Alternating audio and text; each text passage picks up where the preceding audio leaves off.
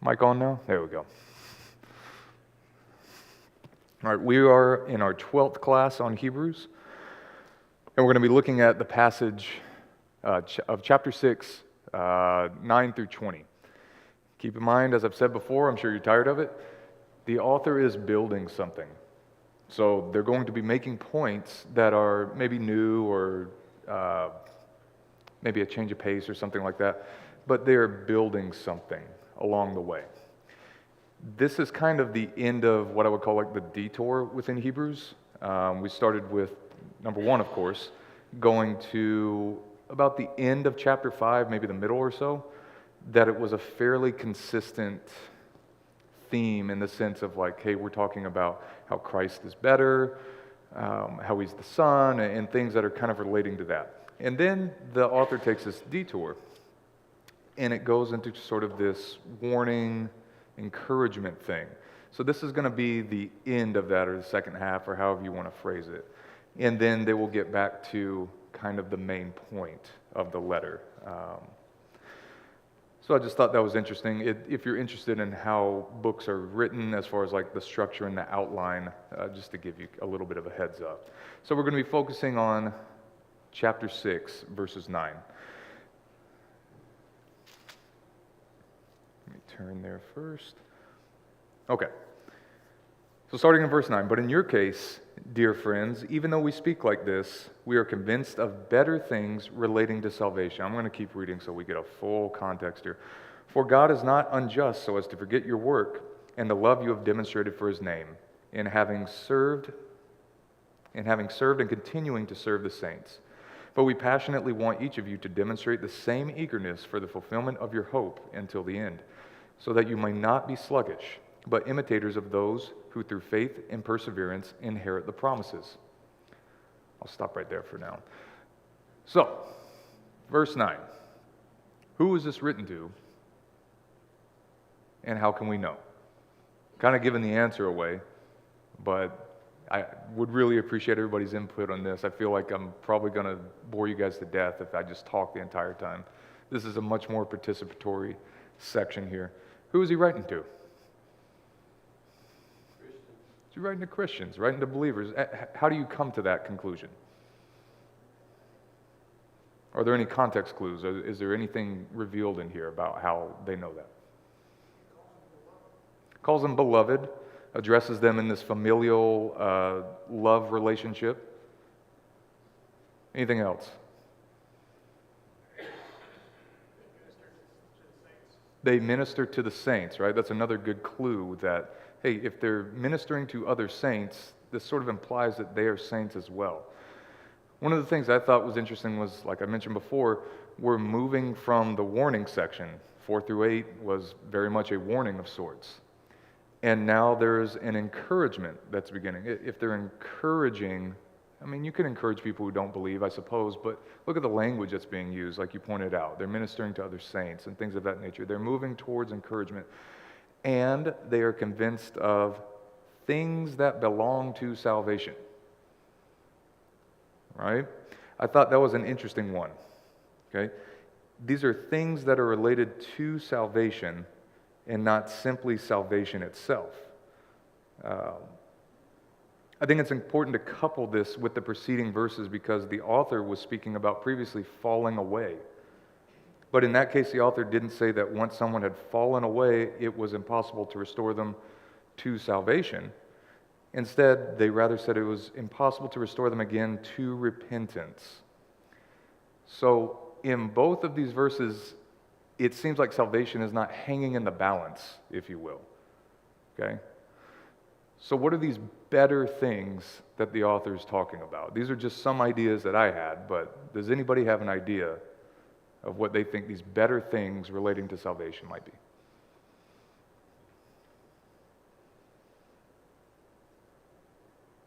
It very well could just be a better outcome than verse 6, right?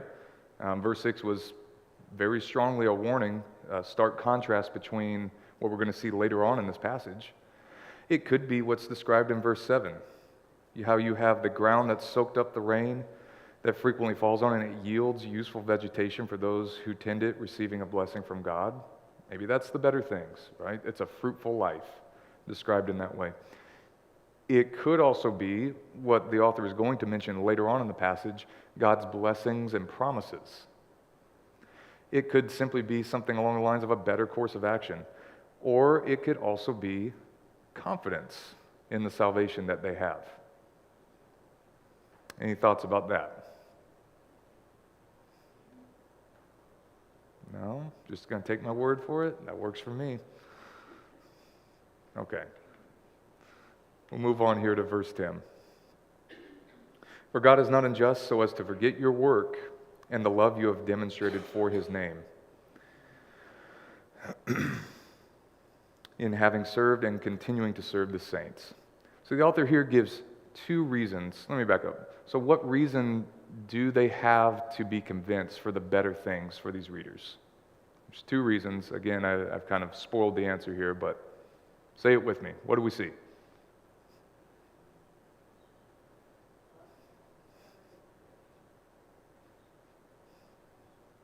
Go ahead, Dave. The love that they've shown towards others, right? And there's one other reason, believe it or not. Probably the more important reason. God's own character. God is not unjust. This is kind of an interesting exclamation point, I would say. Like, the author is affirming, look, God is not some tyrant. God is not some capricious ruler. God is, they use the double negative, not unjust. Let's use the positive here. God is just.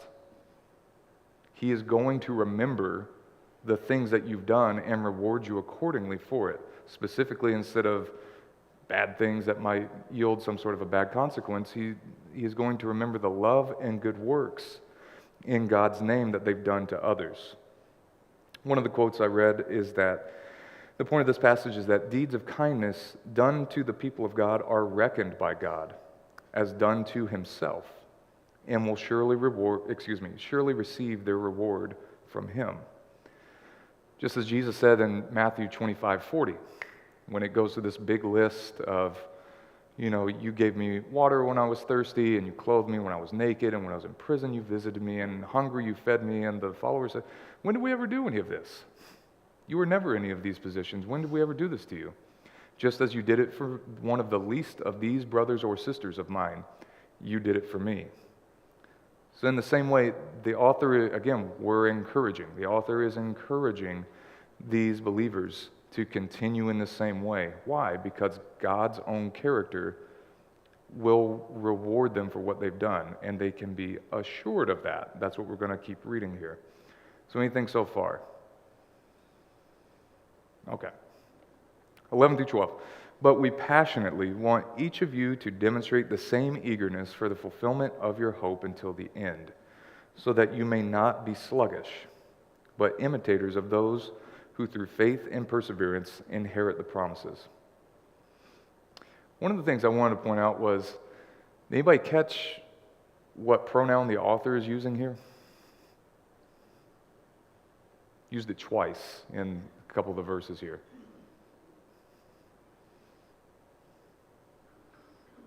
Give you a hint, it's not I. It's we. We. Who's we? What do you think? The weavers, yeah. Why use the term we? What do you think? It applies to the reader and the writer. Okay. The readers are perhaps participating in this same thought process. There's a couple thoughts. Many commentators say that this is something like the editorial we, is how it's called. If you were to look in perhaps the editorial section of a newspaper or something like that, where you have a single author who is writing, and they will use that pronoun we. They're representing that organization or that group or that body of people, however you want to say it, even though it's a single author. They're sort of representing this collective thought or collective front. And then somebody had kind of an interesting idea, was that it was actually written by more than one author, perhaps two or even more than that. which I don't think is out of the realm of possibilities, but I thought it was interesting. They even posited that it could have been Barnabas and Apollos. No real evidence offered for that I read, but it was interesting to think about with how much it overlaps with a lot of Paul's teachings. It certainly makes sense, but I figured I'd bring that up just in case somebody else wondered, why do they keep saying we? Okay, so what is the author's point with respect to these verses? There was a lot of, how do I say it? A lot of words with a lot of connotation. There's some weighty words in here. We have demonstrate the same eagerness, the fulfillment of your hope until the end, so that you may not be sluggish, but imitators through faith, perseverance, right? What is the focus, though? My opinion is that the focus here is the hope. We haven't quite gotten to that yet, but there is going to be a repetition of that word and kind of an expounding of what that is. So the focus here is the hope, right? What's also interesting about it is sluggish, right? There's a move or refrain from being sluggish. Where else did we hear this word when we were looking at Hebrews? Can anybody remember?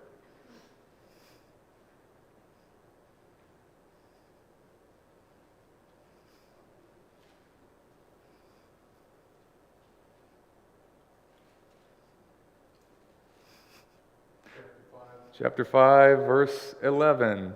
It may not say exactly sluggish, but it's the same word. Dull of hearing, as it's sometimes mentioned, or slow of hearing, slow of learning, something like that. The Greek word there is nothroi, and it simply means lazy. And you can see how, okay, sluggish is like lazy, being slow is like lazy. Okay, so that's how they sort of translate that. Why does that matter?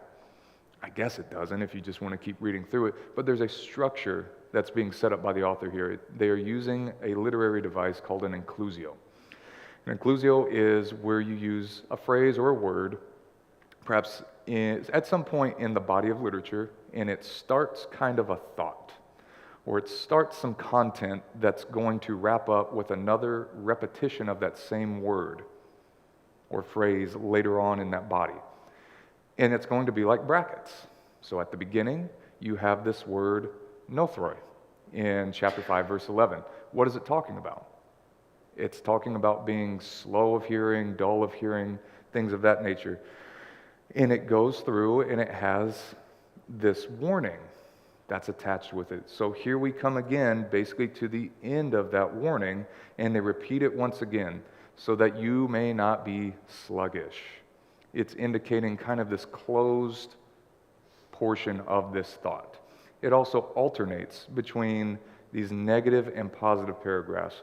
For those who care to maybe look at it with me right now or later going back through the live stream, you have a negative admonishment that begins in chapter 5, 11 to 14, and then it's followed by a positive counterpoint, chapter 6, verses 1 through 3. And then you have this, again, very stark negative, kind of the heart of the negative warning in 4 through 8 of chapter 6. And then it has a similar themed encouragement in verses 9 through 12, which of course we're now reading. So again, I love this stuff. I think it's fascinating how the author is layering and structuring this argument. And so I figured I would at least throw that out there for anybody else who is interested as well, because I firmly believe that all of these words were chosen for a reason, and it's not just somebody blathering on or using fancy language. Yeah, Robert. I think 11 and 12, I look at it as an encouragement so that it's preventing the things that we see talked about in chapter 5, 11, and 14. Okay. It's that sort of closing of the thought is we want to encourage you to not continue in the same sluggishness, and I think that you show the diligence or the vigilance to continue to perfect the things of Christ, to continue down the walk of Christ, and grow in your understanding until the end of life, until the end of whatever individual time on earth each person has. And furthermore, I think it's a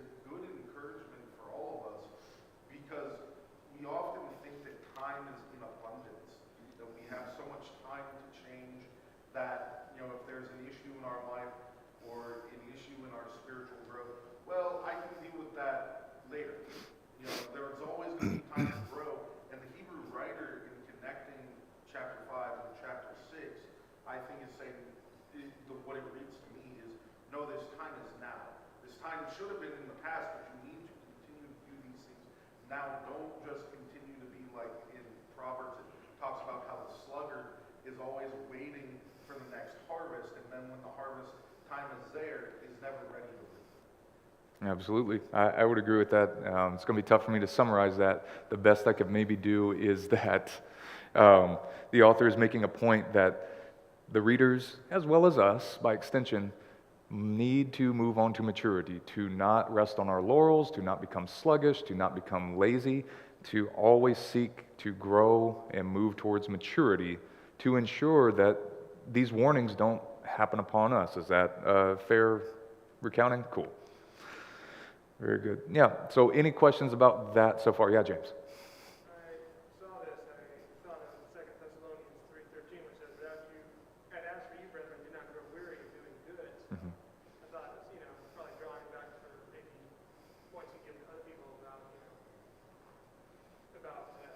staying diligent. And kind of like in this, perhaps it seems like about God not being unjust as to forget their works. Maybe they have forgotten their works, or maybe I think it's also encouraging that maybe they don't think they're doing good, or maybe they don't see the value in it, or just all the different trials of life. And so he's trying to get them to realize that their work is good, that God is watching it, and then kind of like along with Thessalonians, don't grow weary and stay diligent, don't get sluggish. Yeah, absolutely. And I like the reference to 2 Thessalonians. You said 3:13, right? Yeah, to not grow weary in good works for each other. Yeah, there's crossover abound between what the Hebrew author is saying as well as other parts of Scripture. So yeah, it certainly is something that they are pressing for them to do, is to continue in the good works. And even what I think is important too is not just good works, kind of maybe to draw on what Mitch was talking about in his class, but that ministering to each other as brothers and sisters. I think it's certainly not understated in this. Mitch, I thought I saw your hand up earlier. Did I skip you? No. Okay. I think, just something that stands out to me is just the encouragement of faith and patience and perseverance. Yeah. And, and that's coupled with eagerness for the fulfillment of hope. So you need to be eager for the hope, but then you also have to have faith and patience. Patience is not always easy. No. And faith, of course, can waver. So those are all sort of linked together. It's kind of interesting. Yeah, and that's a great segue. Mitch was talking about how faith and perseverance are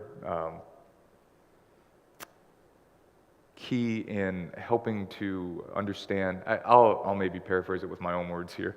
They're key to understanding what this author is trying to impart to the readers here. We're actually going to dive into that a little bit more in this section. So I appreciate you bringing that up. I'm going to read 13 through 20 now.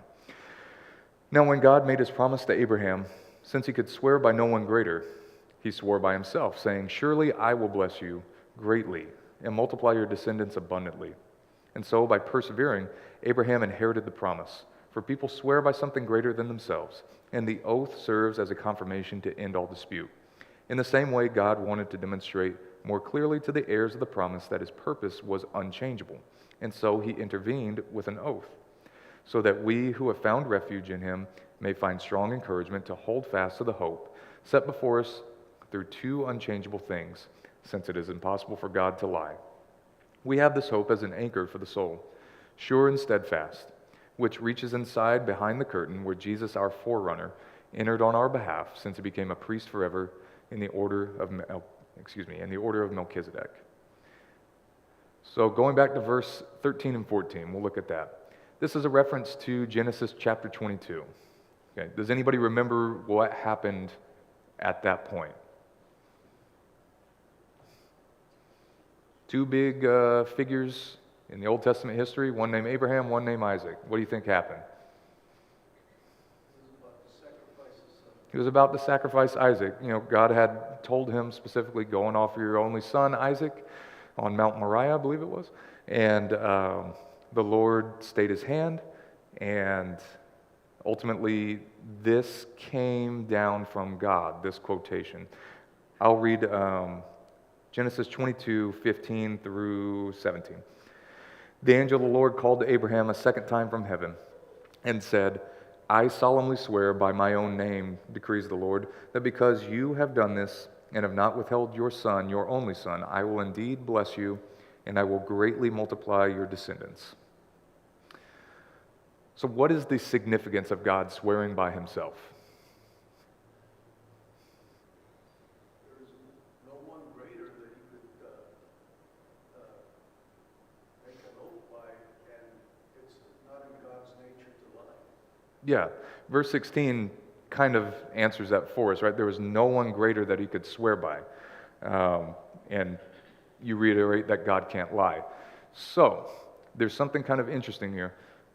God had already promised, he'd already made a promise in Genesis 12 to Abraham, before Isaac was even born. He'd already made a promise. Why an oath then?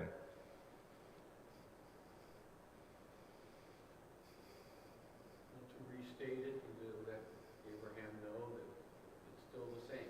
The promise is still there. Okay. Randy's saying to restate that promise, to remind Abraham that it's still the same. The Hebrew author kind of hints at it in these other verses here, that the oath serves as a confirmation to end all dispute.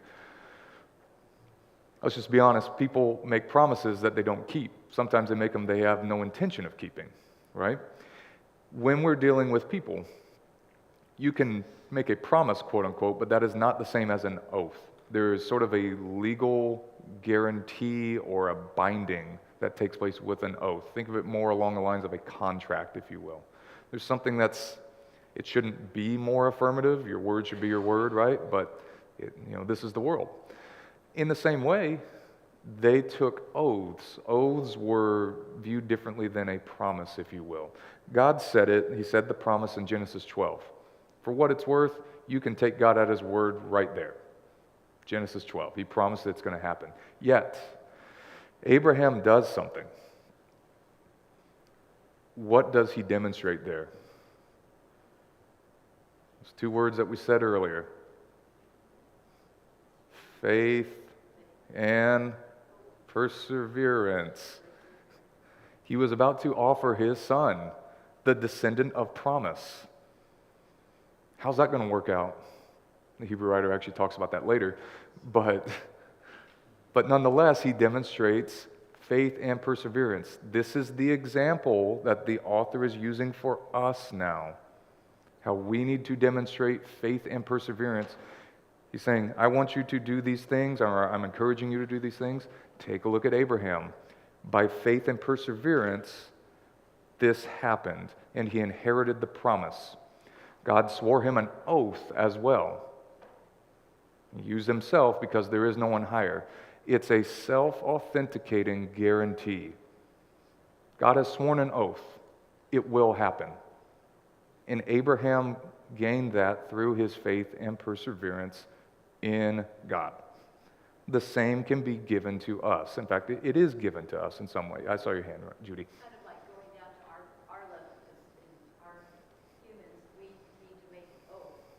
So God doesn't need to make any oath, but in doing that, kind of show, that's the impression of me, that he's kind of coming down to our level, not really, but to use the same kind of system that we're used to. He's going to do the same thing, and give us more reassurance, maybe. Yeah, so Judy says that God demonstrates this leveling with us, if I can use that term, comes to our level. I actually think that's very appropriate, because what is it that the entire 5 chapters before was it talking about with Jesus? He came down to our level. He accomplished something that we couldn't accomplish, and he was the one that fulfilled that promise, if you will. Where we failed, he succeeded. And ultimately, he passes on that success to us. Yeah, Dave? Yeah, like what Judy said, it kind of like you and I were talking yesterday, and we were saying who's in the movie, that River movie. And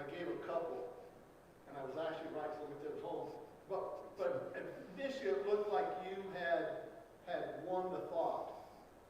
And my response would have been, whatever I said, I'll give you $50 something. I would have said, we didn't shake on it.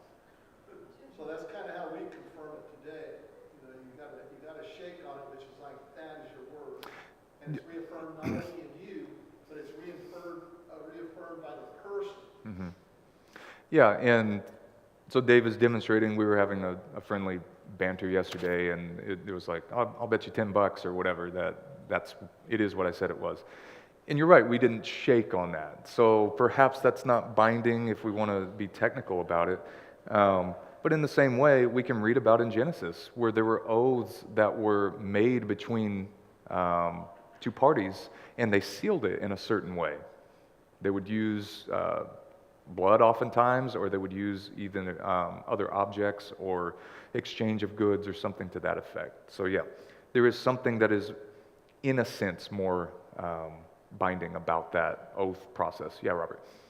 So something that comes to mind, just because of some conversations I've been seeing lately, it's interesting. It says that God swore by himself because there is no one greater.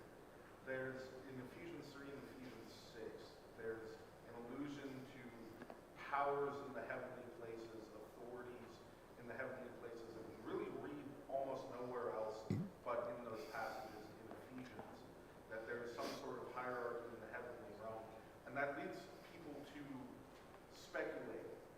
And what this verse for me does when you apply it back is, well, it really doesn't matter what those authorities wield and what they may have in the heavenly realms, because God is still the greatest of all of them.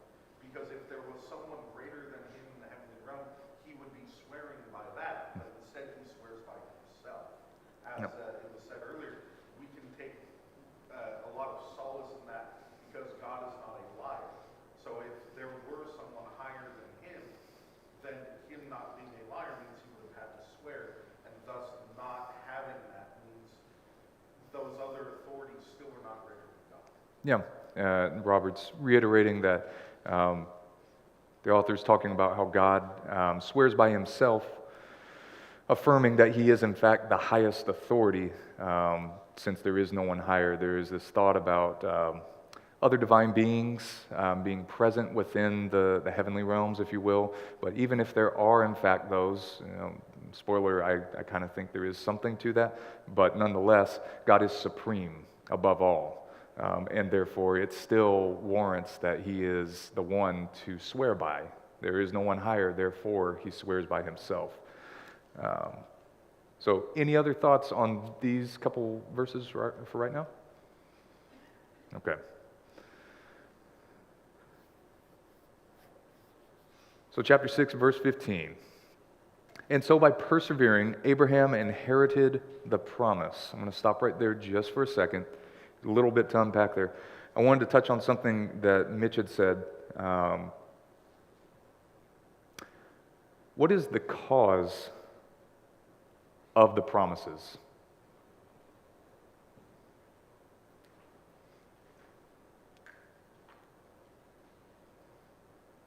I'm playing Randy right now. Like, I need y'all to read my mind. Go ahead, Mitch. God's purpose? Okay. It wasn't what I was thinking, but I'm not saying you're wrong. It's close. What is the cause of the promises? What causes these promises? And think about it in verse 15. And so by persevering, Abraham inherited the promise. Here's an easier one. Did Abraham cause those promises? Pass God's test. Okay, yeah, we passed God's test.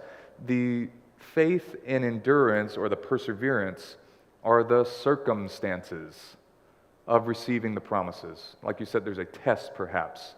These are the circumstances in which the promise is inherited. The cause is God. Why is that important? I don't want to walk out of this room without kind of reiterating, look, faith and perseverance are great, but that is not what entitles us to something. That is not what warrants God saying, okay, I guess you've earned it now. You've done enough faith and you've done enough perseverance. That's not how it works. In the same way with Abraham, that was not how it worked either. God was the cause of these promises, ultimately.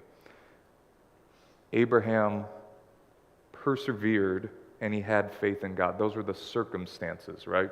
Remember, it was a promise. It was a promise. Abraham persevered and had faith and therefore inherited the promise. So what was this promise, like being very strict? What was the promise given to Abraham in Genesis? Land, nation, seed. Probably the bigger focus is the seed portion of it, the descendants, right? It'd be maybe a stretch to say, I will greatly multiply your land, or I'll greatly multiply your relation. He's talking about greatly multiply your descendants, right? I'm sorry? Wasn't that about 20, 25 years later, after he promised him that it finally came? Yeah, you're reading my notes right here. No, but that's a good point. Let's go ahead. Was that promise fulfilled, Mark? It was fulfilled, but it was fulfilled not right away. So when? When do you think? I think from what I remember, it was like 25 years later. Okay. So, I'm going to be a little bit nitpicky. Let's just say, 25 years later. What happened 25 years later? His son Isaac was born. Okay. Was the promise fulfilled then? Had his descendants greatly multiplied beyond all measure, more than the stars in the sky and sand on the shore? You had to start with one. So, what is this demonstrating? Or rather, what is this illustrating, I guess is maybe a better way of saying it. Did God fulfill that promise? Yes. But what also needed to take place to see this final fulfillment? Faith, patience, endurance, perseverance, right? Right? God isn't slack concerning his promises, as we read. He's also not slow concerning these things. But that doesn't mean that we don't need to have faith. We don't need to have endurance. It's not like, God promised it to me, so it's not here. Something's wrong. God promised it to Abraham, and ultimately had Isaac, who began that chain where we'd start that endurance, that faith in him, and that perseverance. Yeah. Suppose that's why he offered us a oath. He made the promise, it's now on. So now he makes the oath is coming. Your patience and your endurance is being rewarded. Just keep on, persevere. So she brings up that perhaps did the Lord offer that oath as a way of reassuring Abraham? Look, it's been a long time. I see what's going on. I'm telling you it's going to happen. Continue having faith in me. I don't think that's the worst way of viewing that. I think it's pretty consistent. It would be hard for me to just say, yeah, that's exactly what it is, but I can definitely see that. Can we not also experience similar circumstances in our own lives? We've been promised this salvation, and I would argue that, yes, we have that salvation now. But there's something that's not all the way fulfilled yet. And what does that require from us? Faith, perseverance, endurance, right? Nolan? Just like God promised David that his kingdom would live forever. Yeah, obviously his kingdom didn't last forever. It got snatched from him. His line. Yes. And so Nolan brought up how David had the promise of his kingdom would last forever. Well, his kingdom sort of got snatched from him and divided and a whole bunch of other crazy things, but we see a more permanent fulfillment in Jesus. Yes? Forever is a term oftentimes used as age lasting rather than enduring to the end of time. And so, whether it was endured to the law of Christ came, or whatever particular circumstance that it would be fulfilled in. So that's how we look at it, if you will, when it says forever oftentimes in scriptures.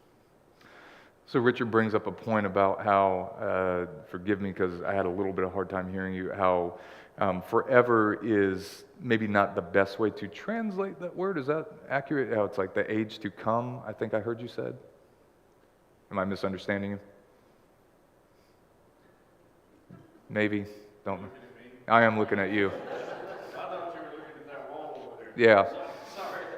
I apologize. I was waiting for a response. It was weird. Richard, did I paraphrase you accurately, or am I missing what you were saying?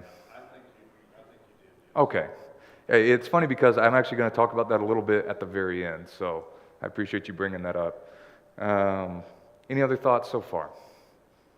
I'll do Mark and then James. Just real quick. Yep. I think that we were talking about hope earlier. We haven't mentioned that word anymore, but hope.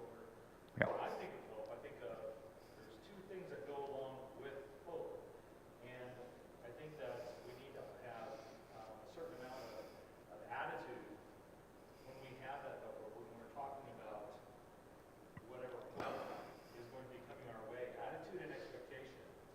And then when we have an expectation, then we need, and if it involves God, Mhm. then we need to have that faith that will happen. Yeah.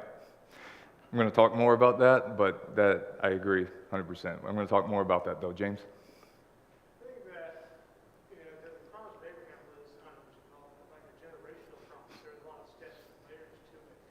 And so, like a lot of people that think of, a promise, they're just thinking like, oh yeah, I promised to pay you back, or I promised to, be here or there. So that's how they see it. Whereas this is something that is, like I said, generational. This is long reaching until, long after we're gone. So it's, just the magnitude of it. Yeah. Is so much so, I think people want to assume that something's going to be fulfilled in their lifetime. Sure. But it won't. Yeah. It's kind of like, this probably won't happen, in my time. So, but either way, I'm still supposed to do my part. Yeah, the promise of fulfillment from God, the magnitude is frankly too large for us to experience in this earthly life, and oftentimes takes generations, as we see in the scriptures. Yeah, Chelsea.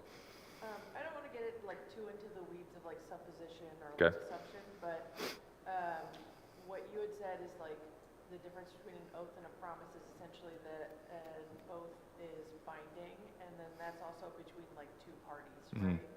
So my kind of thought, or where I went with that, is more that Abraham and Sarah kind of tried to accomplish what God is promising them by their own means, and that didn't work out, right? That Mhm. wasn't the fulfillment of that promise. So to me, it's kind of more of a reaffirmation of this is an agreement between both of us, Mhm. you and me. You were out here trying to do this on your own, but this is between you and I. Yeah, and I can definitely see that nuance there, where the oath is perhaps a reaffirmation of the two individuals or whatever parties involved, as opposed to some nebulous idea and just well, I'll make it happen on my own. Kind of, no, this is between you and me. It's going to happen, right? So anyway, any other thoughts? Got actually quite a bit of material to get through here. I'll try and be fast. All right, 16 through 18, I'm going to read it just to reiterate. For people swear by something greater than themselves, and the oath serves as a confirmation to end all dispute. In the same way, God wanted to demonstrate more clearly to the heirs of the promise that his purpose was unchangeable, and so he intervened with an oath, so that we who have found refuge in him may find strong encouragement to hold fast to the hope set before us through two unchangeable things, since it is impossible for God to lie. Okay, real quickly, does anybody remember another topic in Hebrews that connects with God giving an oath? Give you a hint. It's an Old Testament quote from the Psalms, 110, verse 4, where it states, "The Lord has sworn and will not change his mind. You are a priest forever in the order of Melchizedek." Isn't that interesting? Isn't that interesting? I don't think that was by coincidence, because what are we going to read at the end of this chapter and then going into the next chapter? We're going to read about what does that mean for Jesus specifically to be the priest forever in the order of Melchizedek. Who are the heirs of this promise?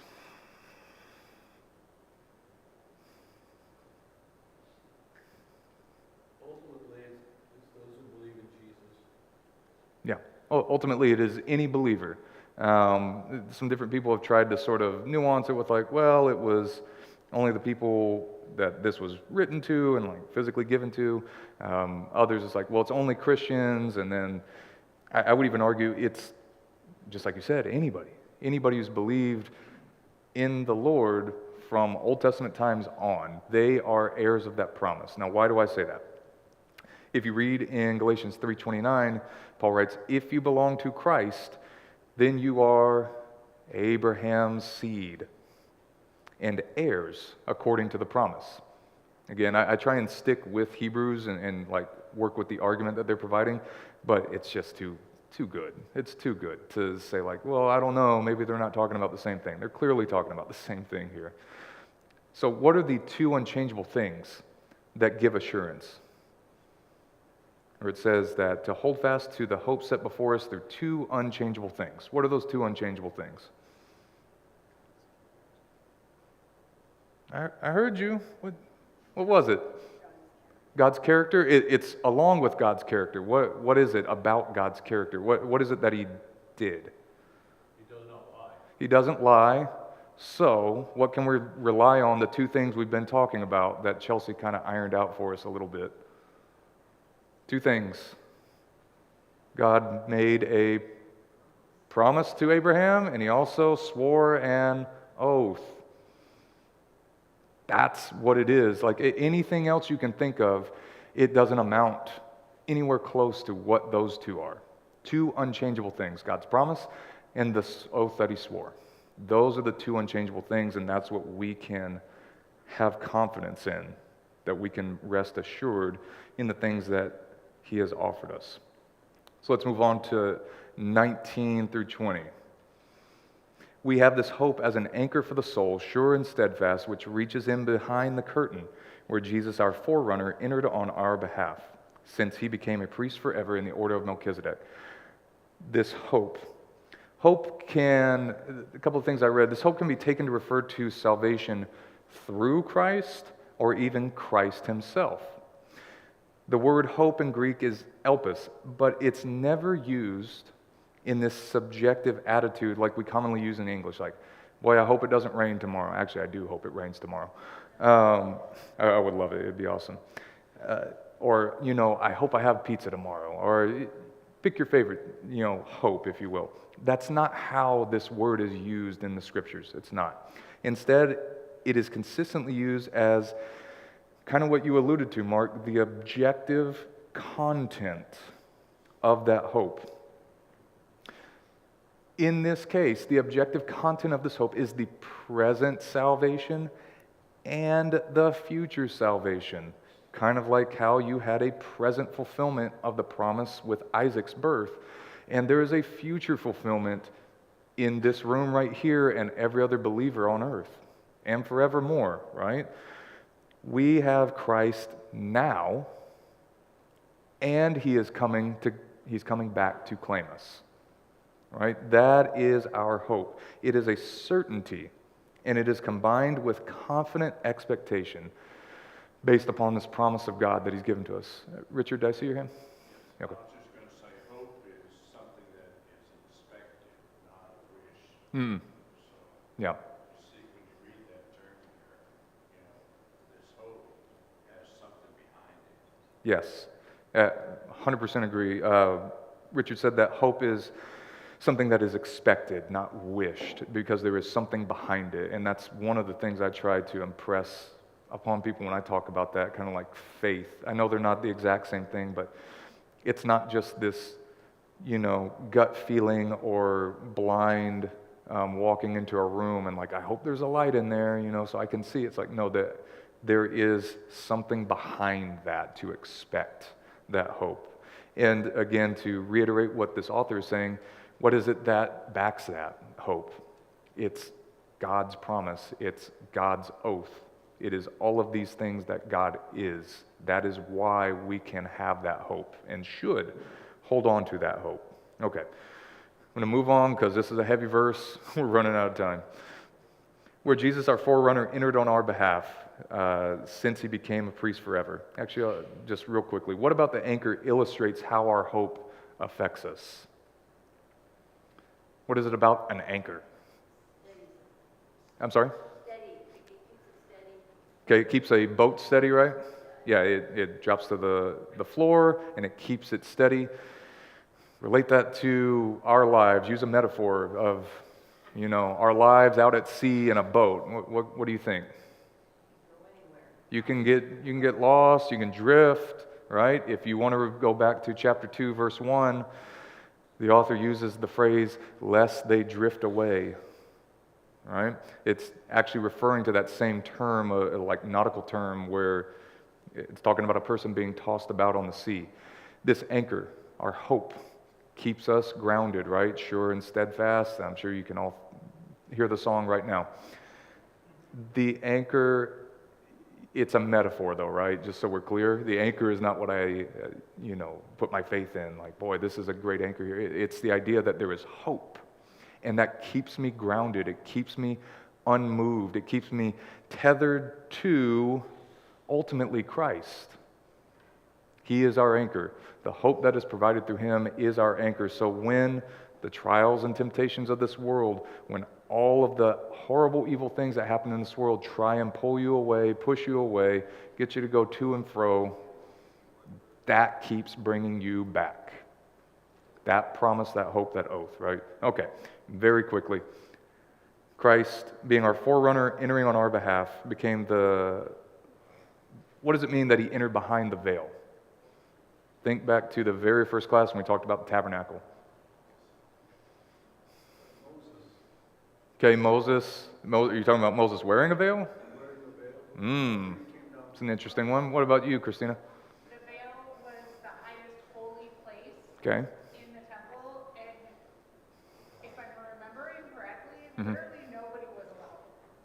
So, The fact that Christ is entering behind it should tell you, like, hello, that's about as holy as you can get. okay, I'll give you a Greek fact here.